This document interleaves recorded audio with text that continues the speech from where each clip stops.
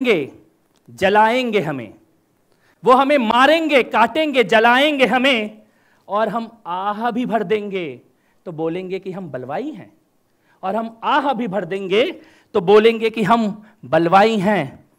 अभी चुप बैठो मेरे दोस्त, अभी चुप बैठो मेरे दोस्त, अभी कुछ ना बोलो, अभी चुप बैठो मेरे दोस्त, अभी कुछ ना बोलो, जलने दो पड़ोसी का घर, जलने दो पड़ोसी का घर, अभी आग तेरे घर तक थोड़ी आई है, अभी आग तेरे घर तक थोड़ी आई है। अंकित शर्मा वो नाले से निकला था, उसका हाथ रस्सी से बंधा हुआ, जिस हाथ में राखी बंधती थी उस हाथ में रस्सी देखी है, जिस हाथ में राखी बंधती थी उस हाथ में रस्सी देखी है। उनकी किताबों में वो आज अंकित था, उनकी किताबों में वो आज अंकित था, लेकिन कल तेरा भी नंबर मेरे भाई है, कल तेरा भी नंबर मेरे भाई है। तू परेशान नहीं है, ये मेरी परेशानी है, तू परेशान नहीं है, ये मेरी परेशानी है। तेरी चुप्पी तेरी मौत का पैगाम लेके आई है, तेरी चुप्पी तेरी मौत का पैगाम लेके आई है। चुप रह सकते हैं क्या? रहना चाहिए क्या? चुप रह के बच पाएंगे क्या? अभी मैं पिछले महीने आया था भाग्यनगर, ये हितेश यहां बैठे हैं, हितेश ने एक कार्यक्रम रखा था, उधर पोस्टर लगा हुआ था, कमलेश तिवारी, चंदन गुप्ता, निकिता तोमर, अंकित शर्मा, रिंकू, राहुल, ऐसे फोटो लगी थी, और दो खाली छोड़ दी थी, दो जगह खाली छोड़ दी थी उस पोस्टर में। किसके लिए छोड़ी थी वो खाली? एक आपके लिए और एक मेरे लिए। कोई भी हो सकता है उस जगह पे, कोई भी हो सकता है अगर हम चुप रहेंगे, अगर हम वो बिल्कुल सही कह रहा था प्रदीप भाई, बिल्कुल सही कह रहा था, अपने हक के लिए बोलना कम्युनल है क्या? अपने हक के लिए बोलना तो आतंकी है क्या? अपने हक के लिए बोलेंगे तो हम दंगाई हो गए क्या? आतंकवादी हो गए, रेडिकल हो गए, कट्टर हो गए तो हो गए।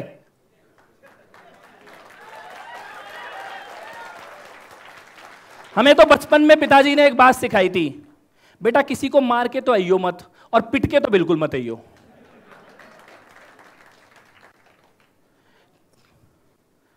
कौन सा राजनीति चल रही है, कौन सा देश चल रहा है, कौन सा समाज चल रहा है, सिखाना क्या चाहते हो? ये महाराज जी एक मंदिर में शांति से पूजा करने के लिए जिनको रहना है, वो सुप्रीम कोर्ट में जाके अपने देवता के अधिकार के लिए दर दर भटक रहे हैं, और उधर रिजेक्ट किए जा रहे हैं, उधर रिजेक्ट किए जा रहे हैं। ये नागेश्वर जी वो संविधान में बोल रहे कि ये बराबरी का अधिकार है, दोनों बराबरी का अधिकार।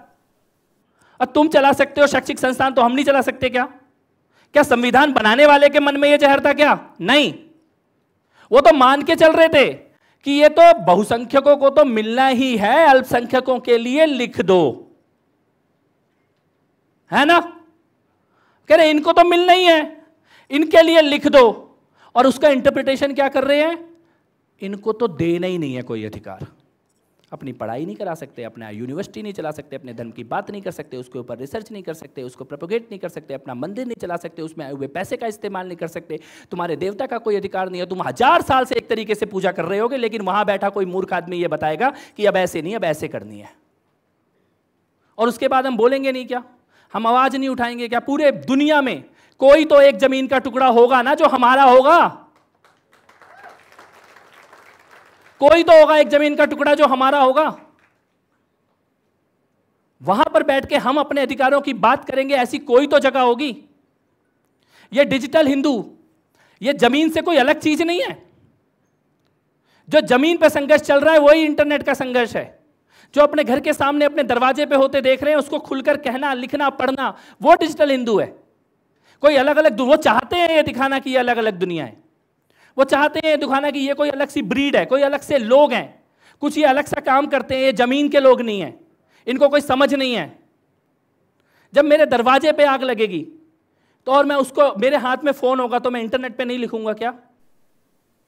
जब मुझे ये पता होगा कि मारने की तैयारी की जा रही है, मैं उसको लिखूंगा। दिल्ली के दंगे, दिल्ली के दंगों में आप अगर देखो 6 महीने तैयारी की गई दिल्ली को जलाने की, हथियार इकट्ठे किए गए, बारूद इकट्ठे किए गए, एसिड इकट्ठे किए गए, गुलेले बनाई गई बड़े बड़े, उसके ऊपर कमांडो की ट्रेनिंग देके रस्सियां लटकाई गई, किसको मारना है उसकी पहचान की गई, किसकी प्रॉपर्टी जलानी है। पूरे आंदोलन में दुकानों में लिखा गया वो नो सीए नो एनआरसी, जिसकी दुकान में लिखा था वो दुकान छोड़ दी, जिसकी में नहीं लिखा था वो जला दी। धर्म देख के मारे गए लोग, धर्म देख के जलाई गई गाड़ियां, धर्म देख के जलाए गए स्कूल और बिल्डिंग, अस्पताल। पुलिस अफसर कांस्टेबल रतनलाल, उसको किसने मारा? औरतों ने मारा, औरतों ने मारा उसको। घेर के पहले डीसीपी अमित शर्मा को, रतनलाल को अंदर बुलाया, बोले कि आपसे बात करनी, और घेर के मारा। डीसीपी मरते मरते बचा, 35 दिन अस्पताल के अंदर रहा, और वो कांस्टेबल वहीं मर गया बीच रोड में। क्या दुश्मनी थी पुलिस वाले से? क्या कसूर था पुलिस वाले का? क्यों मार रहे थे उस पुलिस वाले को? वो तो तुम्हें प्रोटेक्ट कर रहा था। वहां पे बंद करके बैठे थे सड़कें, गलियां, अस्पताल, कोई स्कूल ना जाए बच्चे, कोई बीमार पड़ जाए तो अस्पताल ना जाए, किसी को नौकरी पे धारे, तुम्हें मिलती होगी कुदरती बिरयानी, हम तो कमा के खाते हैं। हमें धंधे पे काम करना है, दुकान खोलनी है। क्या इस देश में जो अपना काम करेगा उसका कोई राइट नहीं है क्या? जिसे सड़कों पे नहीं उतरना उसका कोई राइट नहीं है क्या? जिसको दंगा नहीं करना उसका कोई राइट नहीं है क्या? जो बलवा पसंद नहीं करता, केवल 5 साल में वोट डाल के चुपचाप अपनी घर दुकान नौकरी चलाता है, उसका कोई राइट नहीं है क्या? और उसके राइट के लिए बोलेंगे तो आतंकवादी हैं, तो दंगाई हैं, तो कट्टर हैं, तो जहर से भरे हुए हैं। मतलब अपने बच्चों का स्कूल जाना बंद कर दें, बीमारों को अस्पताल ले जाना बंद कर दें, और तुम्हें क्रांतिकारी घोषित कर दें। तो ऐसी क्रांति चलती होगी कहीं पे, लेकिन इस मुल्क में तो नहीं चलने देंगे, कभी नहीं चलने देंगे। मेरे को किसी ने पूछा, एक पत्रकार ने, कहते कि ये दंगा हो गया आपके यहाँ पे, अभी दोबारा होगा तो क्या करोगे? मैंने कहा पूरे हिंदुस्तान में हो जाए दोबारा, हमारे यहाँ पे नहीं होने वाला, किसी हालत में नहीं होने वाला, होने नहीं देंगे।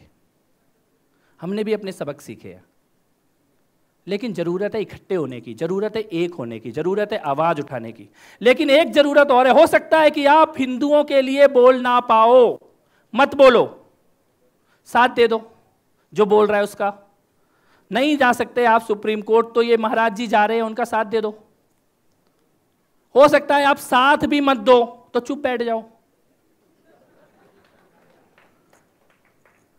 भाई तुम साथ चलोगे तो तुम्हारे साथ लड़ लेंगे, तुम साथ नहीं चलोगे तो तुम्हारे बिना लड़ लेंगे, लेकिन दुश्मन के सामने क्यों खड़े हो गए हो?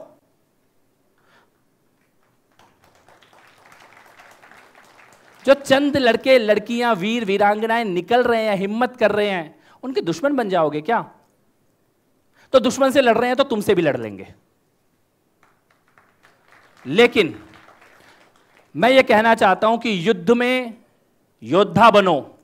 योद्धा नहीं बन सकते, दर्शक बनो। दर्शक नहीं बन सकते, घर में बैठ के प्रार्थना करने वाले बनो, लेकिन शल्य मत बनो, शल्य मत बनो।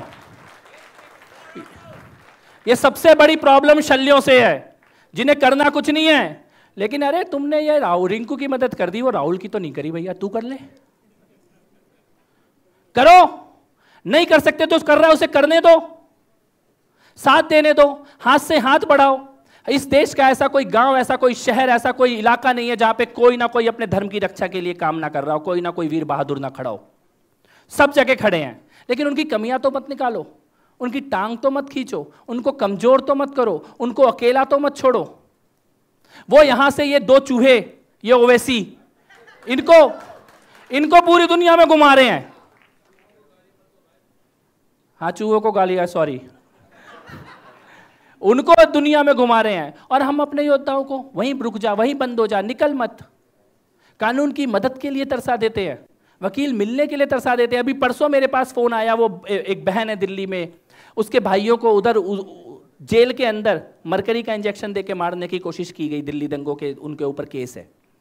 तो कोई तो बचाएगा ना, कोई तो जाएगा, कोई तो खड़ा होगा। वो कोई हमें बनना है, वो कोई कहीं ऊपर से नहीं आना। जब हम वो बन जाएंगे तब हमारी ताकत होगी। और मैं ये नहीं कहता, मुझे किसी ने पूछा कि आज मैं बात करने आया था, 2 बात करने आया था, enemy at the door and need of the Hindu ecosystem. दरवाजे पे खड़ा दुश्मन और हिंदुओं के इकोसिस्टम की जरूरत। क्या होता है इकोसिस्टम? इकोसिस्टम ये होता है कि जब दिल्ली को जलाया, जब दिल्ली में दंगा हुआ, तो एक लड़का निकला, शाहरुख, और ऐसे गन लेके बीच रोड में आया पुलिस